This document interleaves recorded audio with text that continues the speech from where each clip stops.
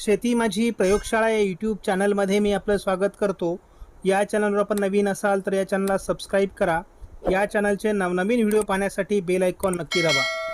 आपणास व्हिडिओ आवडल्यास लाईक आणि शेअर अवश्य करा. नमस्कार, मी डॉक्टर मच्छिंद्र बांगर हवामान परिस्थिती संदर्भात ताजा अंदाज 48 तासासाठी देणार आहे.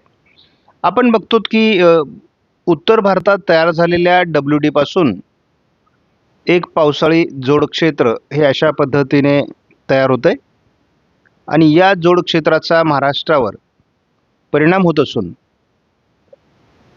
महाराष्ट्रामध्ये अनेक ठिकाणी पाऊस आणि गारपीट सुरू झाली आहे.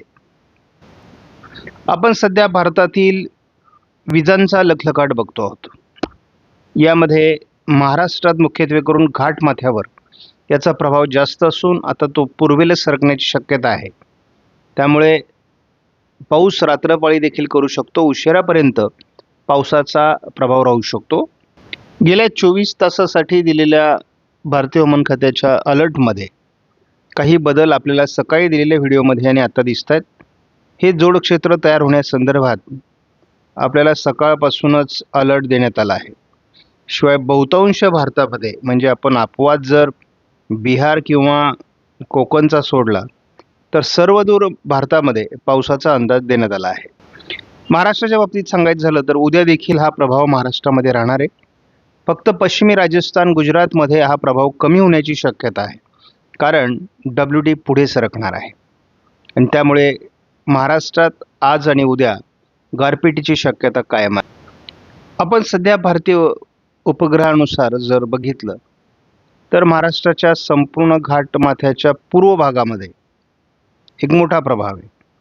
मग यामध्ये अहिल्यानगरचा पश्चिमी भाग असेल, छत्रपती संभाजीनगर, धुळे, अगदी नाशिक पूर्व भाग असेल, पुणेचा बहुतांश भाग असेल, सातारा, कोल्हापूर या अनेक भागामध्ये हे वातावरण तयार होत आहे आणि हे वातावरण रात्री बऱ्यापैकी जोरदार राहील असा अंदाज आहे.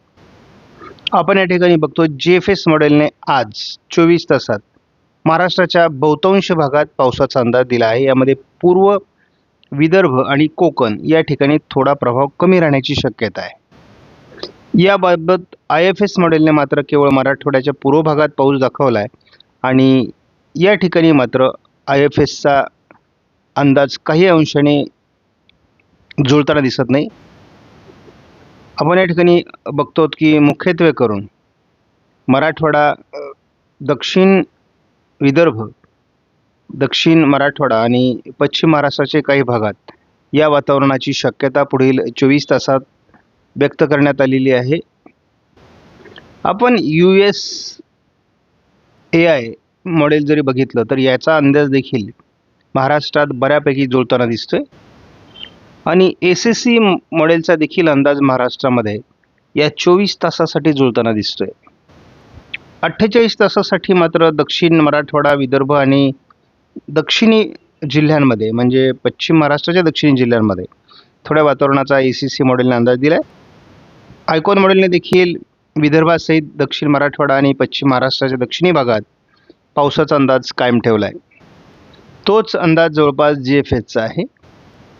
सध्याच्या पॅटर्नमध्ये आपल्याला IFS मॉडेलचा अंदाज थोडा कमजोर स्थितीकडे झुकताना दिसतोय आणि त्यामुळे आपल्याला इतर मॉडेलचा आधार घेणं अपेक्षित आहे. आपल्यासाठी AIFS मॉडेल देखील जास्त महत्त्वाचं आहे SMWचं, कारण त्याने देखील आपल्याला 48 तासामध्ये महाराष्ट्रभर पावसाचा अंदाज कायम दाखवला आहे आणि ट्रफ ही उत्तर भारतापासून अगदी केरळपर्यंत दाखवलेली आहे. त्यामुळं AIFSचा अंदाज देखील या ठिकाणी जुळताना दिसतोय IFSच्या तुलनेत. उद्या 31 तारखेला GFS मॉडेलने राजस्थान, मध्य प्रदेशच्या काही भागात वातावरण दाखवलं आहे. महाराष्ट्रात काही तेवढं वातावरण दाखवलेलं नाही आहे. महाराष्ट्रात तसंच 1 तारखेला कमीच वातावरण दाखवलं आहे. उष्णतेची लाट सध्या विदर्भात 40शी पार आहे. मराठवाड्यातही उष्णतेचा प्रभाव अधिक आहे. त्यामुळे उष्णतेच्या लाटेचा मध्य भारतावर बऱ्यापैकी प्रभाव दिसून येतोय आणि हा पुढील 48 तास विदर्भ, मराठवाड्यात कायम राहण्याची शक्यता आहे. आपण साधारणपणे WD आणि एकूणच असलेल्या चक्राकार स्थिती किंवा सायक्लोनिक सर्क्युलेशन्स आणि त्यामधून तयार झालेल्या ट्रफ लाईन्स या सर्व गोष्टी भारतीय हवामान खात्याने या ठिकाणी दाखवलेल्या आहेत. सध्याच्या स्थितीनुसार आपण बघतो की मध्य भारतावरही पावसाळी परिस्थिती आहे आणि दक्षिण भारतातही पावसाळी परिस्थिती आहे आणि यामध्ये एक ट्रफ तयार झालेली आहे आणि त्यामुळे महाराष्ट्रामध्ये 30 तारखेला एक नवीन वातावरण बनताना दिसते. महाराष्ट्राच्या अनेक भागात पाऊस आणि गारपीट झाल्याची नोंद या ठिकाणी स्पष्ट होते. पुण्यामध्ये अगदी काश्मीरसारखी गारपीट झालेलं बघतो आजचा हा व्हिडिओ आहे आणि अशा पद्धतीचं अनेक ठिकाणी म्हणजे नाशिक, पश्चिमी अहिल्यानगर किंवा धुळ्यामध्ये देखील गारपीट झालेली आहे. अनेक ठिकाणी मोठ्या प्रमाणात पाऊस पडतोय. त्यामुळे वातावरण बदललं आहे आणि हे वातावरण पुढील 48 तास सातत्य ठेवून राहील असा अंदाज आहे. सध्या आपण बघतो की जवळपास नंदुरबार पूर्व भाग, मालेगाव, नाशिक, जळगाव, अकोला, अमरावती, छत्रपती संभाजीनगर, जालना, अहिल्यानगर, बीड, पुणे, सातारा, अगदी सोलापूरच्या उत्तर भागामध्ये WTचा प्रभाव एका ट्रफच्या माध्यमातून महाराष्ट्रात जोडला गेला आहे आणि त्यामुळे जोरदार पाऊस आणि गारपीट बऱ्याच भागात होते. काढणीला आलेली पिके आहेत, शेतकऱ्यांचं नुकसान होतंय. त्यामुळे आम्ही 48 तासात शेतकऱ्यांना अलर्ट करतोय. वेगवेगळ्या मॉडेलनुसार हे वातावरण कसं तयार झालंय हे JFS मॉडेलचा आपण भाग बघतो. जवळपास अगदी जुन्नर किंवा खोपोलीपर्यंत, पुण्यापर्यंत याचा प्रभाव आहे. सुरुवातीला अजून आपल्याला काही व्हिडिओ येतील.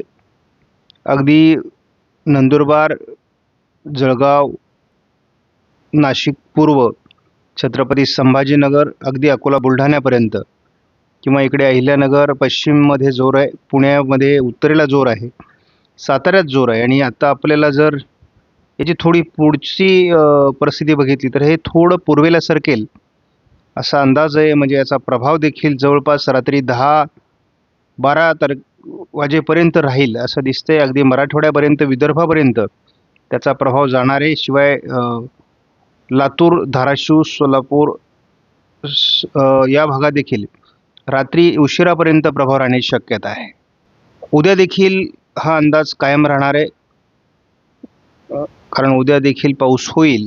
उद्या दुपारनंतर देखील वातावरण बदलेल आणि बऱ्याच भागात पावसास अनुकूल स्थिती निर्माण होऊ शकते असा अंदाज आहे. परंतु JFSने आजच्या एवढं प्रभावी वातावरण उद्या होईल असं दाखवलेलं नाही.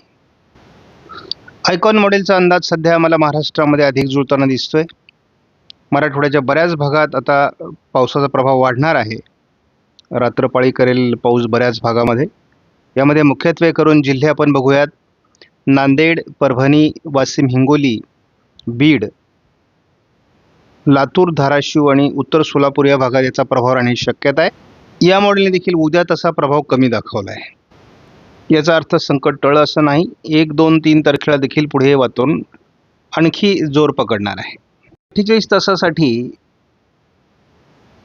याच भागामध्ये जवळपास आपण असं बघू की नांदेड, परभणी, वाशिम, हिंगोली, लातूर या भागापर्यंत त्याचा प्रभाव राहील. सातारा, पुणे, अहिल्यानगर, बीड, लातूर, धाराशिवच्या उत्तर भागामध्ये, छत्रपती संभाजीनगर, जालना, बुलढाणा, अकोला, अमरावती या भागातही, अगदी जळगाव दक्षिण आणि नाशिक पूर्व काही भागात हा प्रभाव आहे. हा JFSचा अंदाज आहे. आपणास व्हिडिओमधील माहिती महत्त्वपूर्ण वाटल्यास लाईक करा, शेअर करा, चॅनलला सबस्क्राईब करा. धन्यवाद. जय हिंद, जय महाराष्ट्र, जय बळीराजा.